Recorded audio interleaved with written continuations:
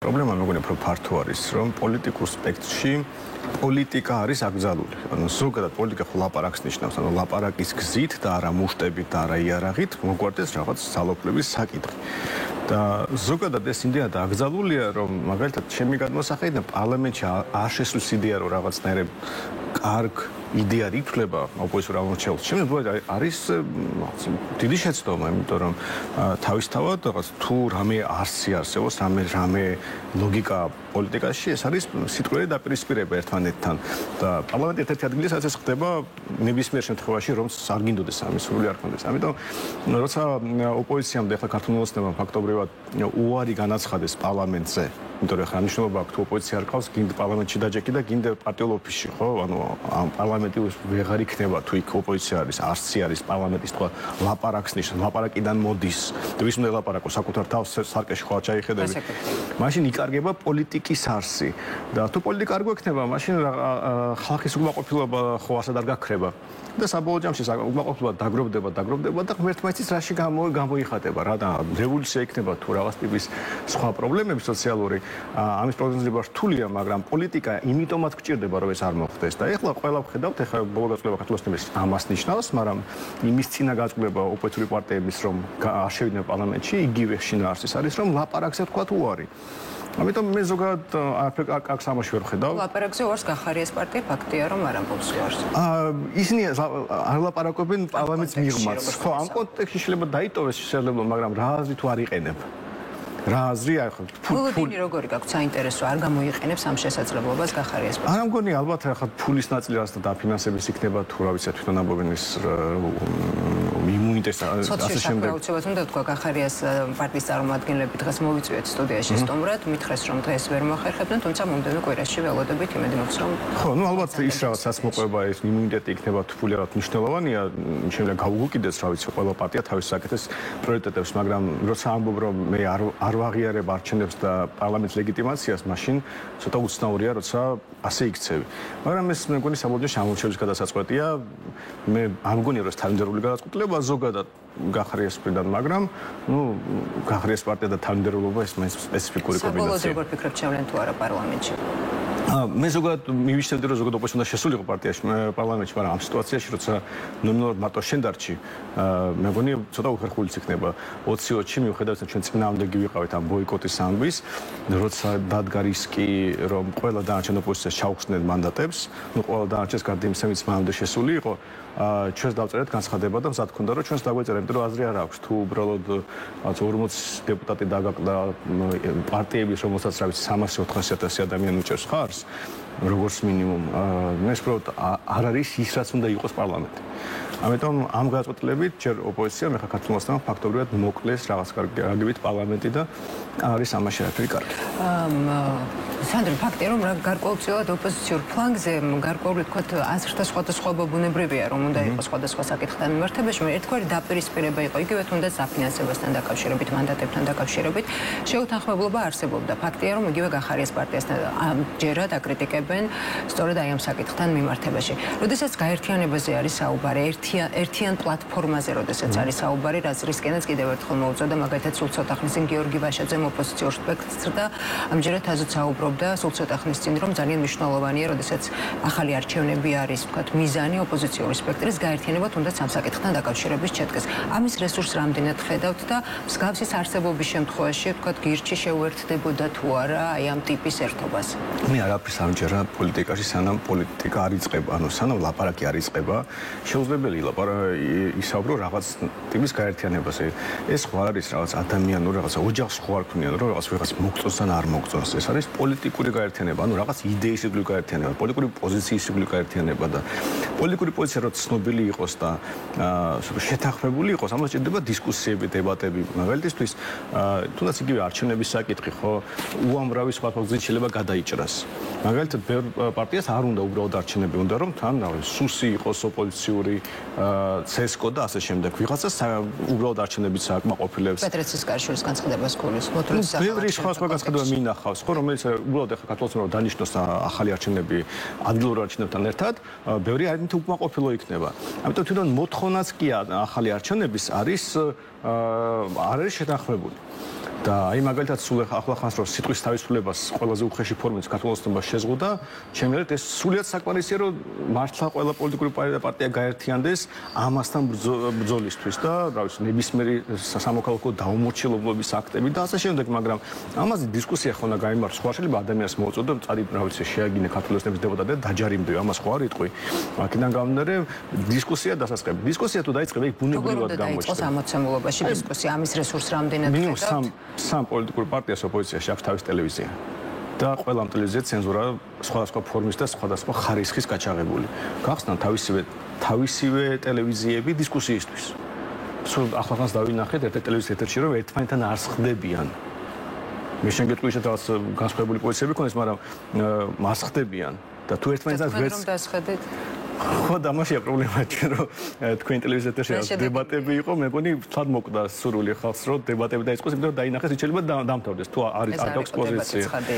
ხო და აქედან გამომდინარე, ხო კი თეორიულად შესაძლებელია დისკუსია დაიწყოს, მაგრამ სრულია საჭირო და სრული არა ჩემი ჯერ არის ოპოზიციურ ფლანგზე და ეს არის თავი პრობლემა სულ ამას ვამოწყობ ახალშობის. აი თავი პრეტენზია ჩემ კოლეგებთან ეს მაქვს. არა ის რომ მე მათი პოზიცია აი პენსიებზე თუ ახალ არჩევნებზე არ მაწყობს ან არ მომწონს და შემდეგ, უბრალოდ არ ვლაპარაკობენ, გაურბიან საუბარს და მაშინ შეუძლებელია დაამარცხო ადამიანი ქართული ოცნება, რაღაც ხელისუფლება ნებისმიერ ლაპარაკის გარეშე.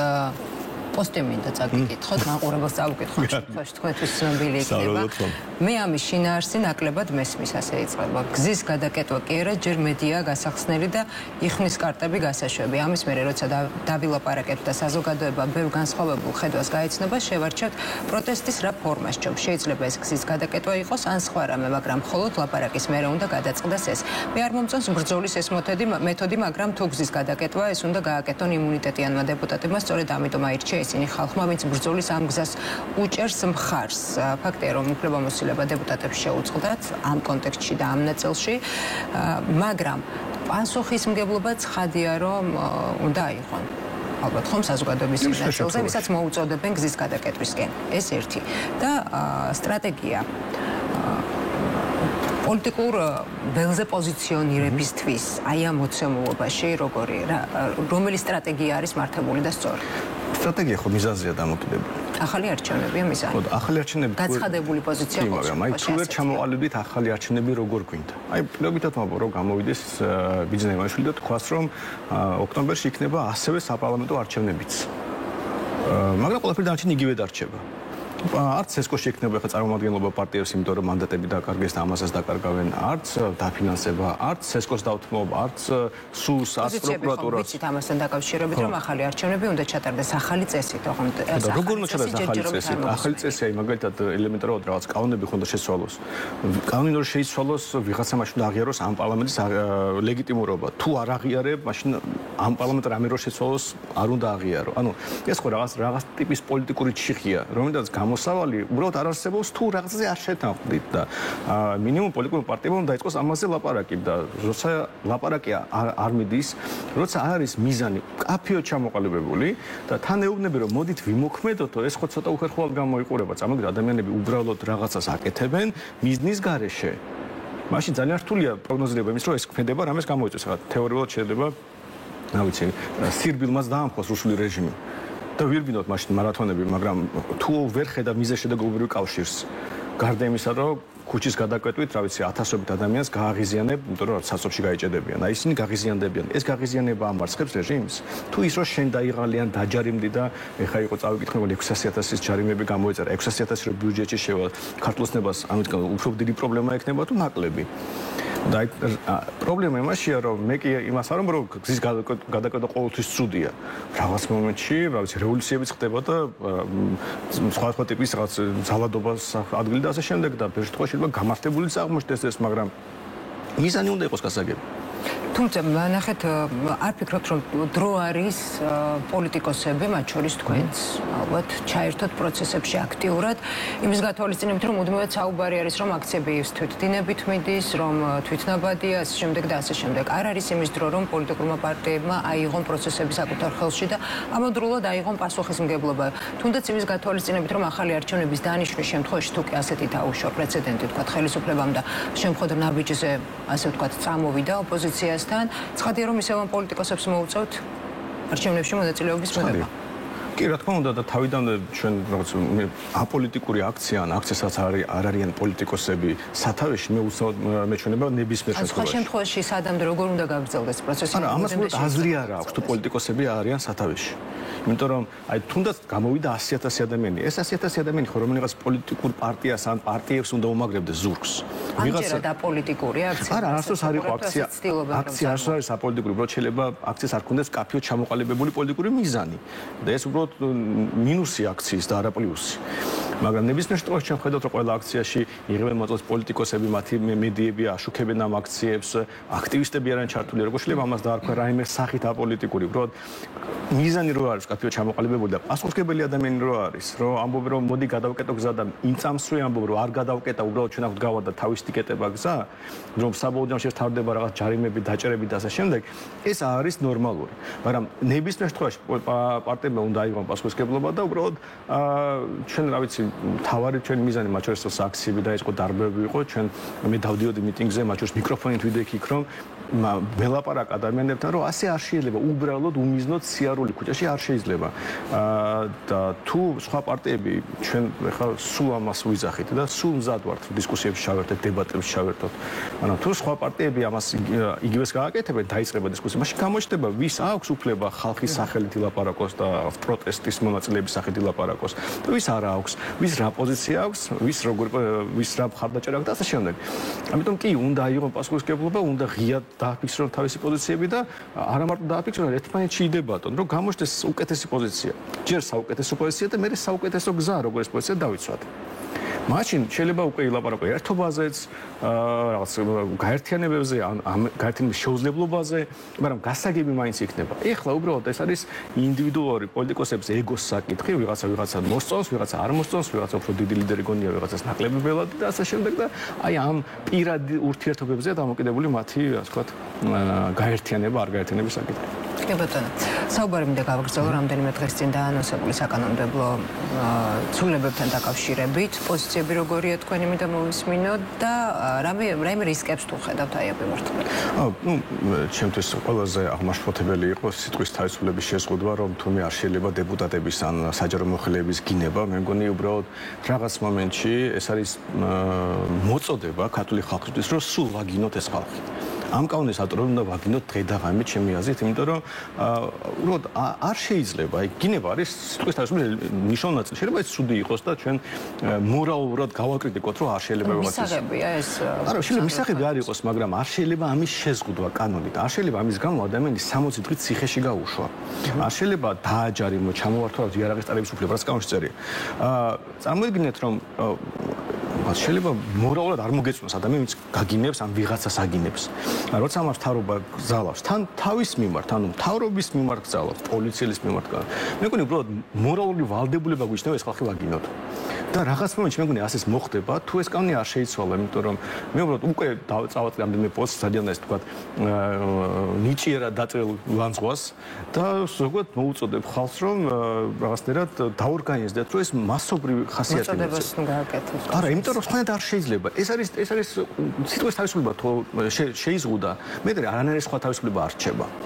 არანაირი პოლიტიკური პროცესი არ აქვს მნიშვნელობა თუ არ შემიძლია ოპონენტი გავლანძღო და თუ ეხლა რაღაც ჩემი სიტყვები ვიღაც არ მოეწონა ხმა არ მომწეს და რაღაცა დაფინანსება შემიწყვიტოს აქეთ გამოვანძღოს მაგრამ ამის გამო ციხეში გამიშვას ეს ყოველდღე მიუღებელია ამაზე დგას მთელი დასავლური ცივილიზაცია და ზოგადად აი უბრალოდ სიტყვის თავისუფლება კი ბატონო მედიის კონტექსტში ანუ სრული თავისუფლება უნდა კონდეს მედიას შეიძლება დავსაჯოთ ეს ადამიანი რაღაც სხვა გზით აი მაგალითად მე შეიძლება მეგობარს ვეჩხუბო იმიტომ რომ ცუდად მოიქცა ეს ადამიანი მაგრამ იმიტომ რომ ცუდად მოიქცა ამიტომ ციხეში ხარ უშვებთ. უამრავი ცუდი ქცევა არსებობს, რომელიც ზოგადად შეიძლება არ იყოს მისასალმებელი და ჩვენ რაღაცნაირად მოგვინდეს ამის შეზღუდვა ადამიანურ დონეზე, მორალურ ეთიკურ საკითხი. მაგრამ აი ეს არ შეიძლება შეზღუდოთ კანონით. და მით უმეტეს, როცა მთავრობა ამით თავის თავს იცავს. აი წარმოიდგინეთ უბრალოდ ადამიანი ხო შეიძლება იყოს გაბრაზებული იმდენად პრემიერ-მინისტრი, რომ ის გალანძღოს. აი ეს ხო მისია აბსოლუტური უფლებაა. დეპუტატი, პოლიციელი რა ღირსება აქვს ამ ადამიანებს რომ ვიცოდით ამასთან. კი, და ამიტომ ზოგად იმედია, რომ ეს ვოსკე კანონი უკვე მიიღეს ფაქტობრივად ამოქმედებულია, როგორც კი ეს რაღაც პრაქტიკაში დაინერგება, შეიძლება უფრო ადრეც არ დაველოდოთ ამას, ხალხი სპეციალურად იქეთ გააკეთებს, რომ ამის კანონი გაუქმოთ, ან საბოლოოში გაუქმოთ ამ კანონს. თქვენი პოზიციის მოსმენა, ხელისუფლების წარმომადგენლები ამბობენ, რომ გამჭვირვალობის შესახებ კანონი გაუქმდება ფარას მიღების შემთხვევაში და რომ ის იქნება ზუსტი ანალოგი ამერიკული ფარას. ნუ როგორც მინიმუმ ამ ისტორიაში კარგი ის არის, რომ აქამდე რომ აფიქრებდნენ, რომ ეს ამერიკული კანონი, აღმოჩნდა, რომ ეს ამერიკული აღარ არის. რომ ესე ახლა იღებენ ამერიკულ კანონს. და მინიმუმ ერთი ტყუილით ნაკლები დარჩება პოლიტიკურ ველზე, მაგრამ და ამბობენ, რომ ამერიკულ კანონთან შედარებით გაცილებით ლოიალური მიდგომები არსებობს. მაგრამ იყო დრო, როცა ამბობდნენ, რომ ამერიკაში იგივე არისო, კანადაში იგივე არისო და აღმოჩნდა, რომ თუნდაც რაღაც ცვლილებებია საჭირო, მაგრამ როცა უნდა იყოს, ჩვენ სულ ამოვიდეთ, რომ ფარას კანონი ცუდია. არაფერი კარგი ამაში არის და ამ შემთხვევაში ჩვენ არასდროს არ გვითქვამს, რომ რაღაც კანადის თუ საფრანგეთის რაღაც ტიპის სხვა კანონები, რომელიც ასეთ ტიპის რეგულაციებს ეხება, სწორია და კარგია. მით უმეტეს რეგულაციებთან დაკავშირებით ზოგადად არა მარტო, მაგრამ პრობლემა ფარას კანონის არის ის, რომ ფარა საბოლოო ჯამში მათ შორის ეხება ისეთ აქტივობას, რომელიც ჩვენ ყოველში აკრძალულია.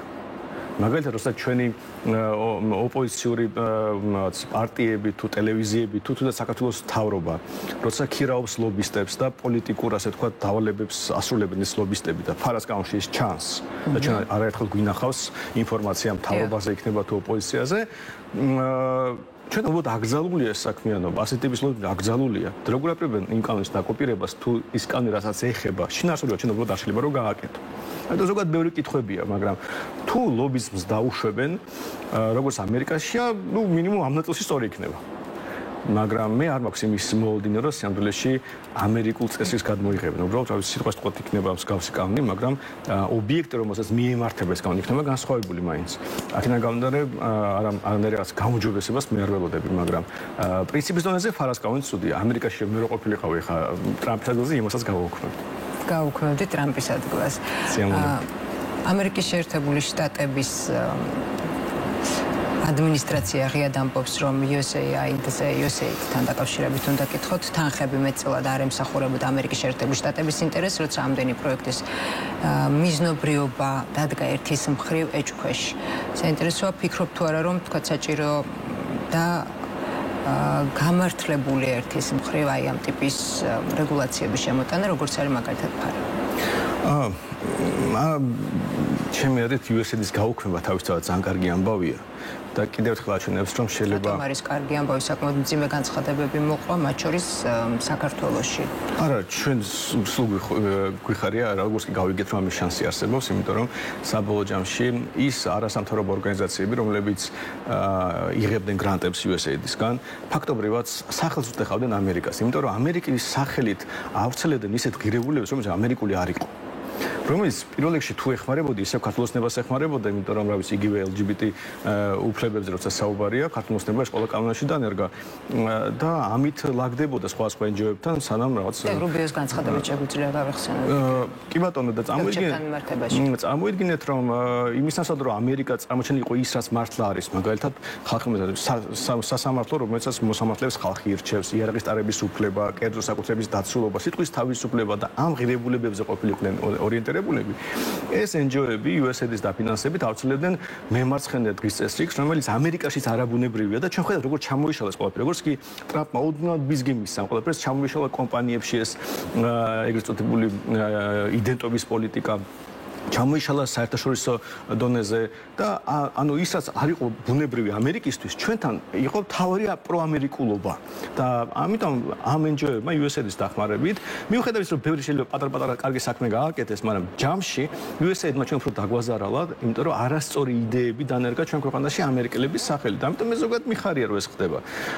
მეორე საკითხია, რომ ჩვენ მთავრობას არანაირი პრობლემა ამასთან არ ქონდა არასდროს, იმიტომ რომ პირიქით პირველი თანამშრომლობდა USAID-თან ყველაზე მეტი გრანტი თავრობას ექნება მიღებული, უამრავი კანონი დაწყებული კოტირებით, რომელიც ახლახანს გაუქმდა, დამთავრებული სხვადასხვა ტიპის ჩანაწერებით, როცა მაგალითად ტრანსგენდერებს უფრო ვიცავთ, ვიდრე ჩვეულებრივ ადამიანებს. ეს ყველაფერი მათ შორის ამ NGO-ების დახმარებით და ინიციატივით იყო ქართული ოსმანის მიერ მიღებული. ამიტომ თვითონ USAID მთავრობას პრობლემას არ უქმნიდა. ყველა რეფორმა სასამართლო სისტემის მთავრობა იგივეს არ ამბობს ხელისუფლების არ ამბობს, მაგრამ ის კანონები, რომელიც მიიღეს USAID-ის დახმარებით, ხო არც ერთი არ გააუქმეს. აი მაგალითად პროკურატურა აღარ ითვლის ტრანს კაცებზე ზალადობას, ქალების ზალადობის სტატისტიკაში შეცვალა პროკურატურამ თავისი მიდგომა. ან მაგალითად სიტყვა გენდერი ამოღებულია და მე რო კაცი ვცემოდე, იმან თქვას რომ კაცი ვარო, ისა ხალი ვარო, ამის გამო უფრო მეტი წლის ციხეში აღარ გამიშვებენ. ანუ საბოლოო ჯამში ის ყველაფერი რაც ქართულ ოსმანეთმა გააკეთა, მათ შორის USAID-ის დახმარებით, ეკოლოგიური რეგულაციები უამრავი. სიხლის სამართლის პოლიტიკა, სასამართლო რეფორმა, რომელიც მინიმუმ 3 ტალღა მათ შორის USAID-ის ჩართულობით განხორციელდა, აღიარა, რომ არასწორი იყო და მცდარი იყო და არ იყო ეს რეფორმა. ქართულ ოსმანეთმა ხო ამას ყველაფერს იწონებს. ამიტომ სამდროში შეიძლება ეხა კრიტიკეს, მაგრამ არც ერთი ის ქმედება, რომელიც ქართულ ოსმანეთმა გააკეთა USAID-ის დახმარებით, ქართულ ოსმანეთმა უკვე არ წაიღო. ამიტომ ეს არის უბრალოდ პოლიტიკური თამაში, როგორც ხშირად ხდება ხოლმე, რომელიც ეხლა უბრალოდ ტრამპმა მოიგო და ასე ხდება, მაგრამ ტრამპს არ მოიგო და ვერტავი ფორს კამალა ჰარის მოიგო, დარწმუნებული ვარ, არაფერს სულს USAID-ზე არ ეთყოდა ქართულ ოსმანეთს. USAID რადიკალურ მემარცხენეებს აგიჟებს, ეს ტრამპის სიტყვებია, ცხადია და მის ციტირებას ვახდენ და მათ არაფრის გაკეთება შეუძლიათ ამის წინააღმდეგ ფულის დიდი ნაწილი თაღლითურად დაიხარჯა, რომ ამის ახსნა სრულიად შეუძლებელია. კორუფციამ ესე დონეს მიაღწია, როგორიც აქამდე იშვიათად უნახავს ვინმეს და ხურეთ ის წერს დონალდ ტრამპი. ასევე რუბიომ განაცხადა, რომ ელჩებისგან ყველაზე დიდი წუხილი სწორედ აი ამ ორგანიზაციის საქმიანობას უკავშირდებოდა. რას შეცვლის საინტერესო, როგორ ფიქრობთ საქართველოსთან მიმართებაში, თუნდაც იგივე ადმინისტრას თუ იქნება ძირეული ცვლილებები იმის გათვალისწინებით, რომ მაგალითად ხელისუფლების წარმომადგენლები USAID-თან დაკავშირებით და მის დაფინანსებასთან დაკავშირებით საკმაოდ მძიმე განცხადებებს აკეთებენ და ეს განცხადებები არ არის დღეს და გუშინ, საკმაოდ საქართველოში დახარჯულ თანხებთან დაკავშირებით მათ შორის არსებობს შეკითხვები ფაქტია. მე არ მგონია რომ USAID-ის საკითხი ხა გადამწყვეტი იყოს საქართველოს ურთიერთობის ნაწილში. გასაგებია რომ ისაც დემოკრატები აკეთებდნენ, ისაც შეფასებები იყოს, არ მგონია რომ ავტორიტეტი იყოს ტრამპის ადმინისტრაციისთვის. ამიტომ გარკვეულწილად შეიძლება პოლიტიკა შეიცვალოს, მაგრამ ის ფუნდამენტური პრობლემა, რომელიც ჩვენ გაგვაჩნია, დაწყებული იმით, რომ ჩინეთთან და ირანთან მეგობრობთ, რაღაცნაირად სტრატეგიულ პარტნიორობას ვაფორმებთ და პორტი ჩინელებს მივყვეთ და ასე შემდეგ, დამთავრებული იმით, რომ აგრე სიტყვის თავისუფლება ისე შეზღუდეთ, რომ რა ვიცი, ვერსეთი ამერიკელი ამას უბრალოდ ვერც კი გაიგებს, როგორ შეიძლება ეს გააკეთო. აი ამ ყველაფრის გათვალისწინებით, მე მგონი საერთოდ არ გვაქვს სახარბიელო მდგომარეობა ყოველთვის როგორც ქვეყანას. რომ ვიღაც შემოქმედავს და გვეტყვის ვარ, აკა ქვეყანა ყოფილაო და ვინაიდან მდგომარეობაზე პასუხისმგებელი ქართული ოსნება და მე ვერ ვიქნები ამ კანონის პასუხისმგებელი, რომელსაც რეპრესიულ სოციუმს იღებს ახლა ქართული ოსნება, მე არ მაქვს მოლოდინი, რომ ასე ვთქვათ მარტივი იქნება საქმე. ერთ-ერთი რაც შეიძლება ქართულ ოსნებას დაეხმაროს, აი ეს რაღაც დაულაგებელი სიტუაცია ოპოზიციაში, იმიტომ რომ როცა ოპოზიციაც კამალა ჰარისის და დემოკრატების მხარეს არის, უმეტესწილად ტრამპს ლანძღავს, ეს არის მაშველი ბევრი დღემდე ლანძღავს სამწუხაროდ უსაძებნად ვერ ხდები. კი როგორ ვერ ეგუება იმას, რომ მათ ქვესას USAID-ის ამბავს ვერ ეგუება და ვერ ეგუება იმას, რომ ის მემარცხენე იდეოლოგია, რომელიც მართლა ძალიან მავნებლური იყო, ტრამპის ადმინისტრაციის პირობებში, აი მასობრივად სოფლიო მასშტაბში მარცხდება. და თუ ოპოზიციაში არ იქნება ჩამოყალიბებული ზოგადად რაიმე სიტყვის თავისუფლებაზე, აი მარტივ რაღაცას ვიტყვით, სულ რაღაც რამდენიმე 1-2 წლის წინ ოპოზიციის დიდი ნაწილი ითხოვდა ალტიფოს ტელევიზიის დახურვას. ეს ხო შეუთავსებელი სიტყვის თავისუფლების ცნებასთან. კაი, ქართული ოსნება რაც არის დავინახეთ ამ კანონით, თუმცა მაზგვის გამო ციხეში გაგიშვებენ, მაგრამ შენს ხო ითხოვდი სიტყვის თავისუფლების შეზღუდვას. ეს ხო უნდა გააზრებული იყოს. სიხლის სამართლის კოდექსში რაც ხდება ზოგადად, ეს ხო უნდა პოზიცია უნდა გქონდეს საერთო, რომ ჩვენ რომ მოვაქვს მაგალითად ასე არ მოვიქცევით. იგივე რა ვიცი, იდენტობის პოლიტიკაზე იდენტობის პოლიტიკას და კოტირებაზე ტვინი რო წაიღეს ოპოზიციურ პარტიებს ჩვენს წინააღმდეგ მათ შორის ეხლა ეთანხმებიან? ეხლა კარგია რომ გაუქმდა ეს კოტები, ჩვენ ნაზზე გადმოვიდნენ. თუ ისევ კოტირება უნდათ, რომელიც არასდროს არ იყო ამერიკაში, არც ეხლა არის და არც არავინ უჭერს ხარს ტრამპის ადმინისტრაციაში. ეს საკითხები ხო გასარჩევია და თუ ეს საკითხები გაერჩევა ოპოზიციის მხარეს, და აქ ჩამოყალიბდება პოზიცია, რომელიც მართლა პროამერიკული იქნება. მართლა ოპოზიციაში დაიწყება ლაპარაკს, არის საკუთრების დაცულობა, რა არის ის რაღაც თავისუფლების იდეა, რომელსაც ახლა, ავისი მასკი იცავს თავისი X-ის მეშვეობით თუ ავისი ტრამპი. მართლა რომ ბიუჯეტი არის შესამცირებელი, რასაც აკეთებენ ამერიკელები, რომ აუქმებენ განათლების სამინისტროს ბოლოს და ბოლოს, რომელი ოპოზიციური პარტია ითხოვს ჩვენს გარდა განათლების სამინისტროს გაუქმებას. ქართულიებმა პირიქით ამკაცებს რეგულაციებს და ვინ ითხოვს განათლების სამინისტროს გაუქმებას? რა პოზიციით წარდგება ოპოზიცია ტრამპის ადმინისტრაციის წინაშე? აი ეს ამაზე უნდა იყოს დისკუსიები ხა ჩემი აზრით გაჩაღებული ოპოზიციურ მედიაში. გასაგებია. მადლობა. მადლობა თქვენ.